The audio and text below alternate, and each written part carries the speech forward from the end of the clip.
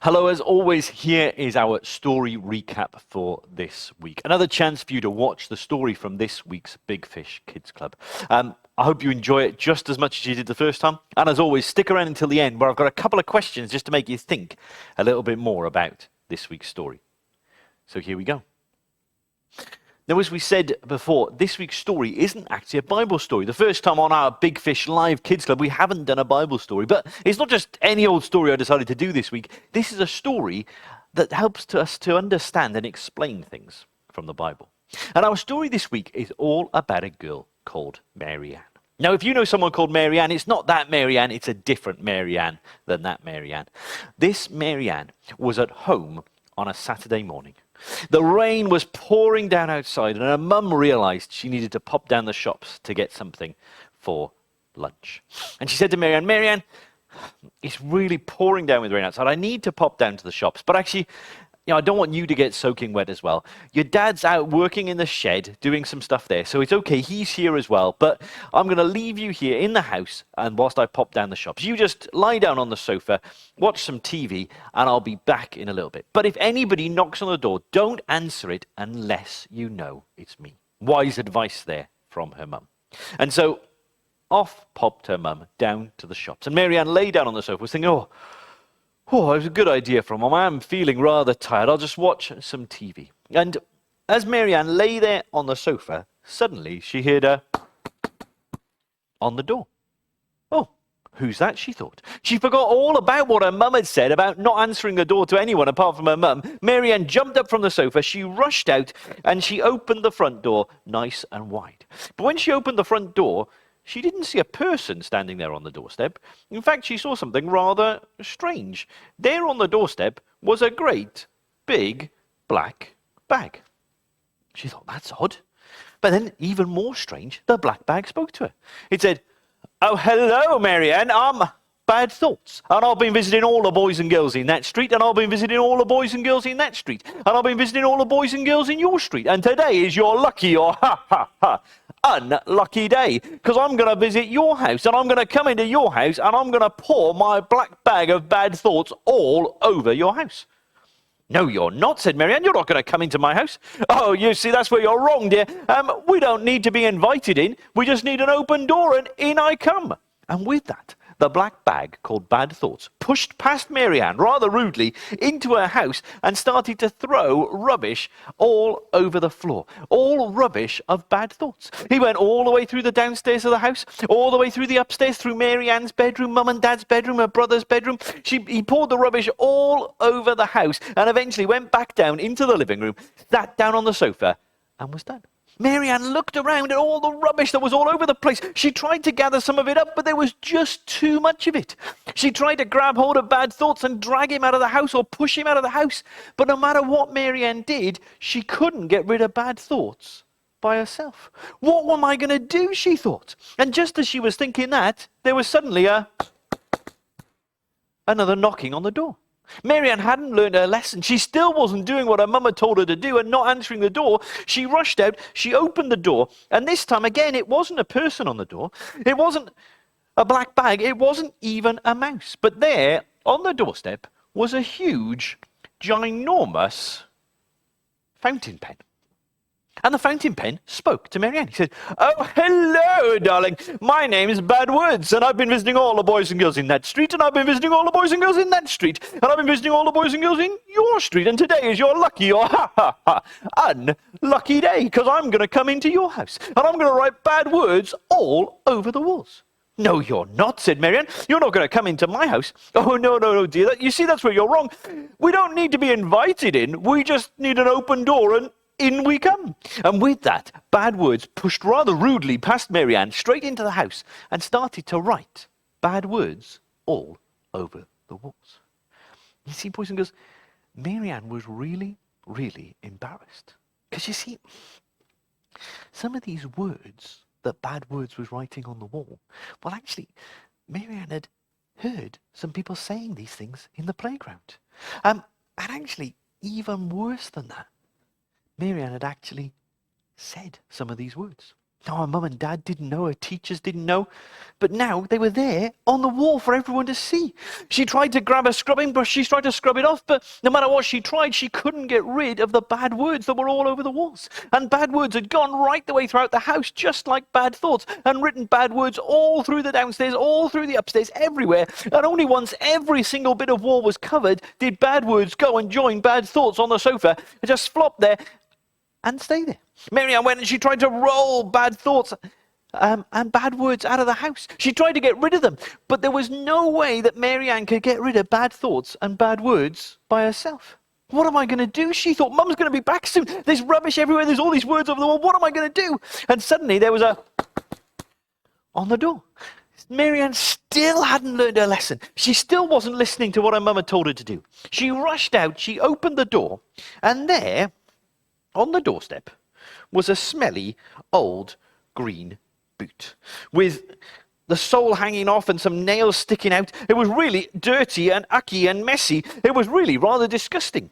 And as she looked down at it, it said, "Hello, dear, I'm down here, and my name's Bad Deeds. And I've been visiting all the boys and girls in that street, and I've been visiting all the boys and girls in that street. And today, I'm visiting all the boys and girls in your street. And today is your lucky or unlucky day. Because I'm going to come in and I'm going to smash up everything nice in your house. I'm going to break it so that it is no longer any good and it is no longer nice at all." "No, you're not," said Mary Ann. "Bad thoughts has already pushed his way in, and bad words has already pushed his way in. There's no way you're going to come in, Bad Deeds, and mess up my house." "Oh, you see, dear, that's where you're wrong. We don't need to be invited, and we just come in anyway." And with that, Bad Deeds pushed rudely past Mary Ann into the house and started to smash all of the really nice things in the house. All of the things that she thought were really nice, all of the things that Mum and Dad thought were really nice, all of the things that her brother thought were really nice. And Mary Ann was rushing around trying to stop him, but there was nothing that she could do. And only once Bad Deeds had gone right the way throughout the whole house and smashed up everything nice did he go and join bad thoughts and bad words on the sofa. And Mary Ann tried to grab hold of him. She tried to pull, she tried to push, she tried to roll. She tried everything she could to get rid of Bad Deeds, but there was no way that Mary Ann could get rid of Bad Deeds by herself. Mary Ann looked around the house at all of the rubbish that had been thrown everywhere by bad thoughts. She looked around at all the words that had been written all over the walls by bad words. She looked at everything that had been smashed up by Bad Deeds. And Mary Ann went and she sat on the stairs. She put her head in her hands and she began to cry. She didn't know what to do. She didn't know how on earth she was going to sort this out by herself. And because she was crying, Mary Ann didn't hear the next knocking. It was different to the other knocks. It didn't get louder. It didn't get quieter. It just kept going. Whereas the knocks from bad thoughts, bad words, and bad deeds, they were quite sort of angry, aggressive knocks. Well, I don't know if you can get a knock like this, but this was a friendly knock. And it just kept going. But as I said, Mary Ann didn't hear it because, well, she was crying. But eventually, Mary Ann stopped crying and she heard the knocking on the door. She thought, well, what am I going to do? I can't go and open the door again. I've already let in bad thoughts, bad words, and bad deeds. What else bad is going to happen? It's just going to get worse. What can I do? But the knocking just kept going. Mary Ann didn't know what to do. And she thought, oh, I know. What about if I sneak across really quietly? I'll lift up the letterbox flap. I'll look out. If it's somebody bad, they can stay outside. But if it's somebody okay, I can let them in. So Mary Ann did just that. She crept as quietly as she could. She lifted up the letterbox flap. And outside, on the doorstep, was the largest and brightest candle that Mary Ann had ever seen, shining really, really brightly on her doorstep. And then the candle spoke to her. He said, "Mary Ann, please will you let me into your house? I can sort out everything that's wrong." Mary Ann said, well, I don't know what to do. I can't let you in. I've already let in bad thoughts, bad words, and bad deeds. I don't know what to do. She said, what are you called? And the candle said something strange. She said, I've been known by many names, but now I'm known as the light of the world. As soon as he said those words, the light of the world, suddenly bad thoughts, bad words, and bad deeds all woke up and they said, no, Mary Ann, no, No, don't let him in. He'll spoil all the fun that we can give you. Fun? From bad thoughts, bad words, and bad deeds? There's no fun from them, are there? They just come in and mess everything up. The candle said, please, Marianne, I'm the light of the world. Let me in, and I can sort out everything in the house. Please. There'd be no please from bad thoughts, bad words, and bad deeds, had there? But that's what the light of the world was saying, this candle. Well, Marianne thought, I don't know what to do. She thought, well, I guess I've got to give it a try. So she opened up the door.